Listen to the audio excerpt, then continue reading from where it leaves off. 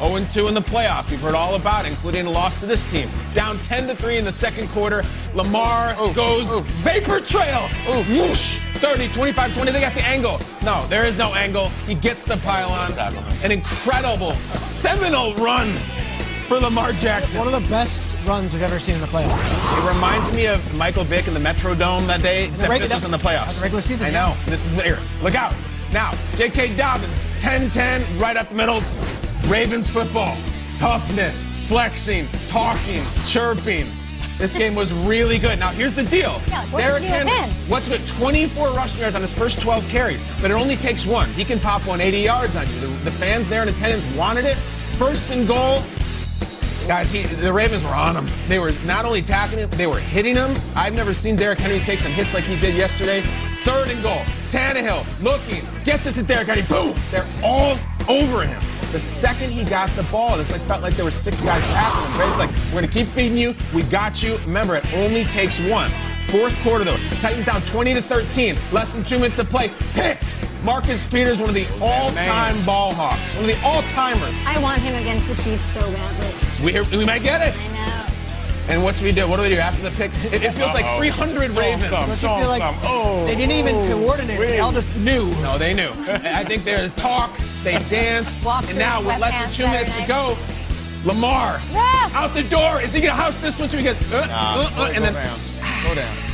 Just sits down on his backside, which is where they knocked the Titans and that offense. Ravens defense lights out. Lamar Jackson, first playoff win.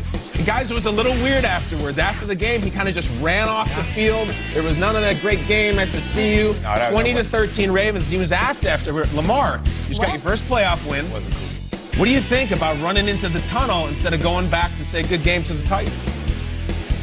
Well, it was. I feel, it was just disrespect. We didn't see what went on before the game. The last time we played those guys, and they were standing on our logo, and we seen like them getting into it with our coach. So that was just disrespectful because we treat all our opponents with respect, and it wasn't no reason for us to shake hands and stuff like that. To be the big guy. So we just walked off the field.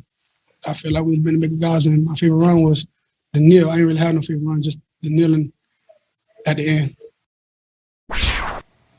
Lamar Jackson explaining it in his own words. He gets his first career playoff win, shedding the narrative that he can't win a big game. Then he leaves the field without shaking hands. No love lost between these two squads. There's a lot of bad blood here, and a lot of fans are here for it. What do you think about how it ended? I was surprised, but honestly, I got a charge out of it, and I have to personalize this a little bit. Earlier in the year, I asked a lot of questions to Tom Brady when he left Nick Foles standing on Thursday night. Why didn't you shake his hand? Tom, why do you hate Nick Foles? Why did you get after this? And so yesterday they're saying, so Kyle, are you going to go after Lamar Jackson? I see it a little differently, and let me explain why.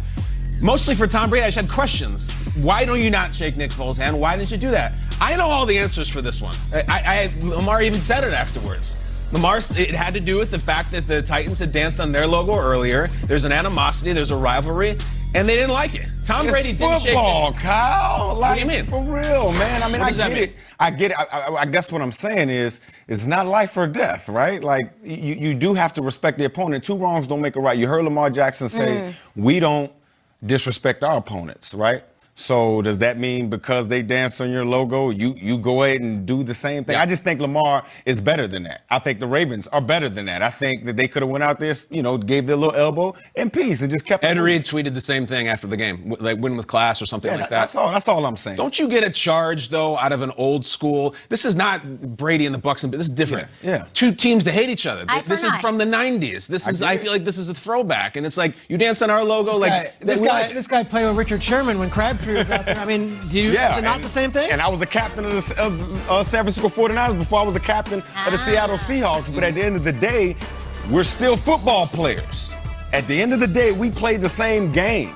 I just think that Lamar Jackson, the Baltimore Ravens, they're better than that. If they want to truly be the class of the National Football League, you go out there, you bump hands, whatever you got to do, and you keep it moving. You don't have to make this thing so contentious at the end of the game. You already won. You're moving on. Would you have been okay with just the logo dancing, and then if they shook hands? Yeah, I mean that's fun. That's cool. You won the game. But like dancing on their logo was okay. Yeah, because that's what they did. Yeah. Okay. At the end of the game, it's over. Game's over. They're leaning into it, though, right? So Yeah. What fuels you? 100%. They're a young team. I know Calais is there, and I know you got some other veterans and Dez and whatever else, but like Lamar was like charged up, and it was a different. And they were down 10-0 through a terrible pick. Had a weird option play with them, and then he has that game-sealing run. And I want to look at the sidelines during the game-sealing run because you could almost feel. Not just like a monkey off Lamar's back, but a mountain off this franchise's back of having to answer questions whether they can win football games this way. Lamar puts it in. Guys, watch the sidelines, though. Peters. It's Marcus Peters. It's Judon. Game. Look at him flexing. Look at him flexing. They're flexing. They're like, yes. And he stays in bounds because he knows that they have to just milk the clock. Gosh, if they had lost this game, it wouldn't have just been, can Lamar win the big one? It would have been, do the Ravens extend Lamar Jackson? Do the Ravens even bother going down this road? I think so. 3 playoff losses playing that same style, that shuts everything up. Kudos to Lamar Jackson. Kudos to that team. And I'm okay with them storming off the field like that. I think they lean into it. That's what makes them – that's what's working for them right now. They're red hot since that –